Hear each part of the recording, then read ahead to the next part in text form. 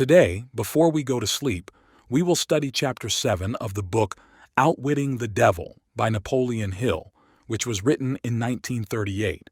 This recording is a treasure trove of insights for your personal development. These insights can be effortlessly absorbed by your mind and later reactivated during your slumber.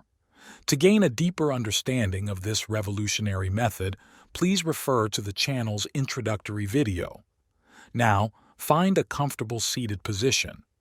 Inhale deeply into your abdomen, and as you exhale, release any tension.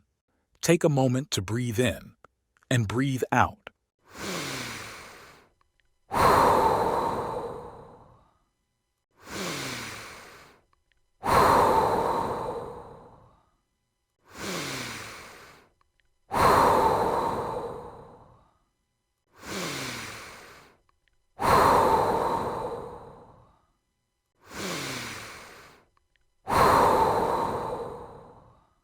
Now pay close attention and listen carefully with total concentration. Outwitting the Devil. Chapter 7. Seeds of Fear. Q. I have often wondered why your opposition, what we earthbound call God, does not annihilate you. Can you tell me why? The highest power in the universe can be used for constructive purposes, through what you call God, or it can be used for negative purposes, through what you call the devil. And something more important still, it can be used by any human being just as effectively as by God or the devil. Q. You make a far-reaching claim. Can you prove your claim? Yes, but it would be better if you proved it for yourself. The devil's word is not worth much among you earthbound sinners. Neither is God's word. You fear the devil and refuse to trust your God. Therefore, you have but one source available through which you may appropriate the benefit of universal power, and that is by trusting and using your own power of thought. This is the direct road to the universal storehouse of infinite intelligence. There is no other road available to any human being. Q. Why have we earthbound not found the road to infinite intelligence sooner? A. Because I have intercepted you and led you off the path by planting in your minds thoughts which destroy your power to use your minds constructively. I have made it attractive to you to use the power of infinite intelligence to attain negative ends through greed, avarice, lust, envy, and hatred. Remember, your mind attracts that which your mind dwells upon. To divert you away from my opposition, I had only to feed you on thoughts helpful to my cause. Q. If I understand what you are saying, you are admitting that no human being need fear the devil or worry about how to flatter God. That is it precisely. This admission may put a crimp in my style, but I have this satisfaction of knowing it may also slow down my opposition by sending people direct to the source of all power. Q. In other words, if you cannot control people through negative bribes or fear, then you wish to kick over the entire apple cart and show people how to go directly to God.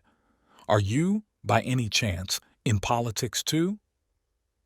Your technique seems frightfully familiar. Am I in politics? If I am not in politics, who do you believe starts depressions and forces people into wars? Surely you would not lay this at the door of my opposition. As I have already told you, I have allies in all walks of life to help me in connection with all human relationships. Q. Why don't you take over the churches and use them outright in your cause?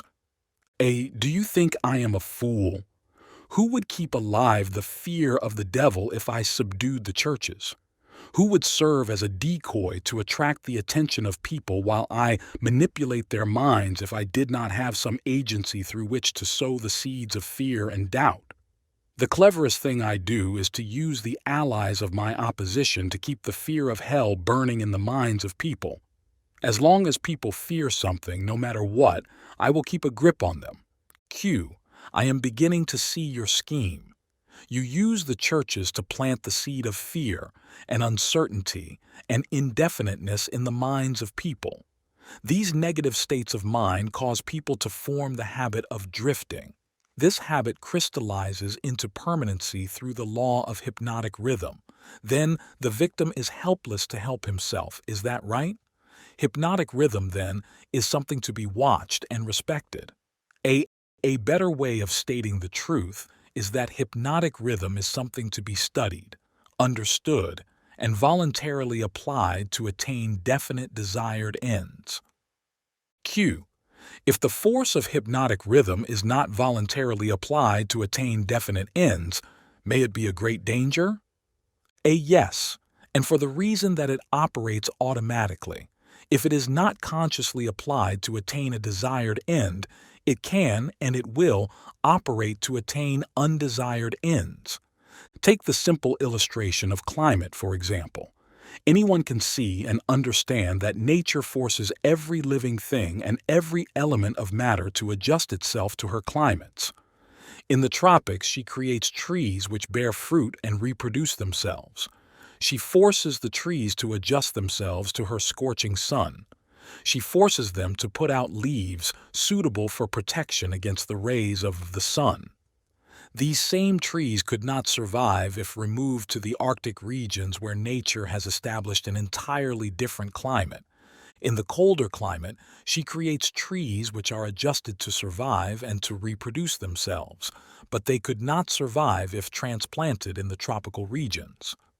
In the same manner, nature clothes her animals, giving to those in each different climate a covering suited to their comfort and survival in that climate. In a similar manner, nature forces upon the minds of men the influences of their environment, which are stronger than the individual's own thoughts. Children are forced to take on the nature of all influences of those around them unless their own thoughts are stronger than the influences. Nature sets up a definite rhythm for every environment, and everything within the range of that rhythm is forced to conform to it.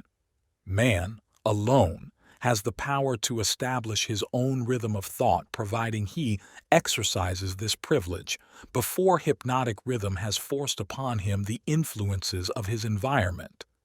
Every home, every place of business, every town and village, and every street and community center has its own definite, discernible rhythm.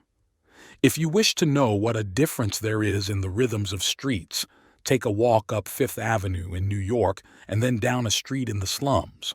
All forms of rhythm become permanent with time. Q. Does each individual have his own rhythm of thought? A. Yes. That is precisely the major difference between individuals. The person who thinks in terms of power, success, opulence, sets up a rhythm which attracts these desirable possessions. The person who thinks in terms of misery, failure, defeat, discouragement, and poverty attracts these undesirable influences. This explains why both success and failure are the result of habit. Habit establishes one's rhythm of thought, and that rhythm attracts the object of one's dominating thoughts.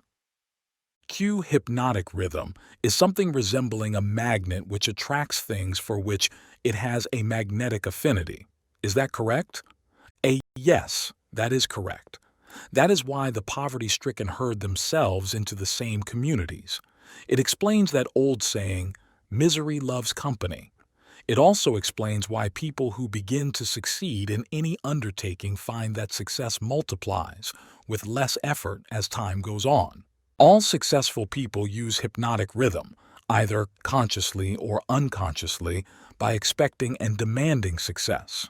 The demand becomes a habit. Hypnotic rhythm takes over the habit, and the law of harmonious attraction translates it into its physical equivalent. Q.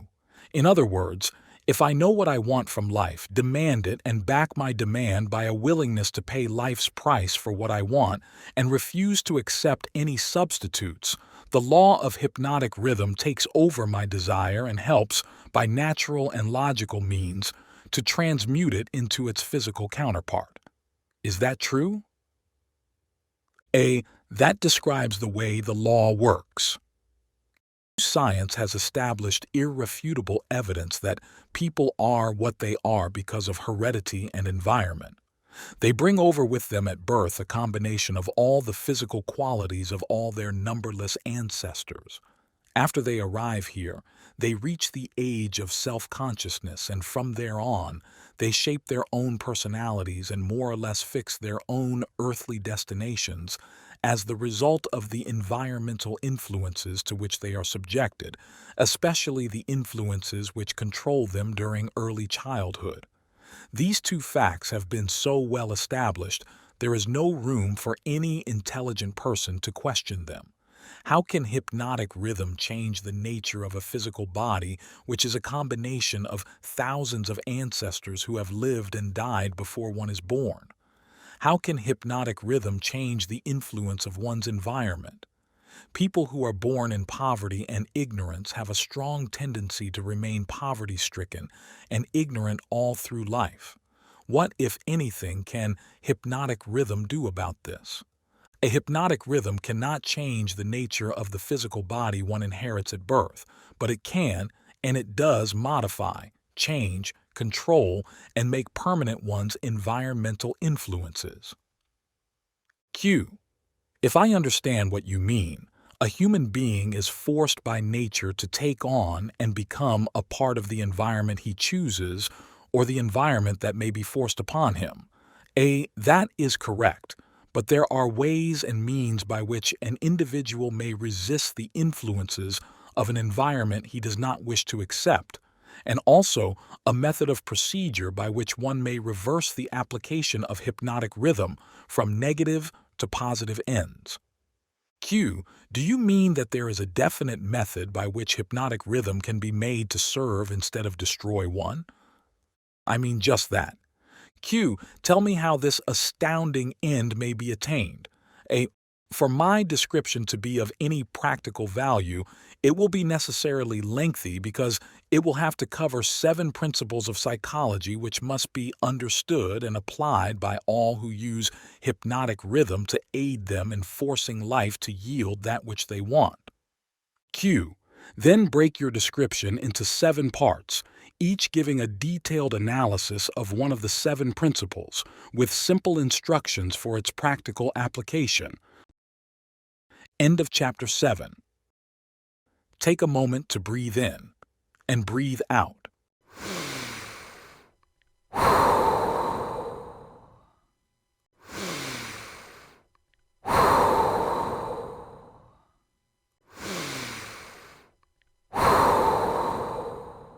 Stay focused and reflect on what you've just heard. In the comments section, share the main message or key takeaway you've gleaned from this recording. This simple task will aid in your reflection and internalization of the information. Remember, repetition is the key. By playing this recording every night before sleep, you're instructing your sleeping mind on what to consolidate. Once you've completed this, head to bed immediately and let your subconscious mind work its magic. Don't forget to subscribe to the channel and hit the notification bell to stay updated with our latest content. Good night.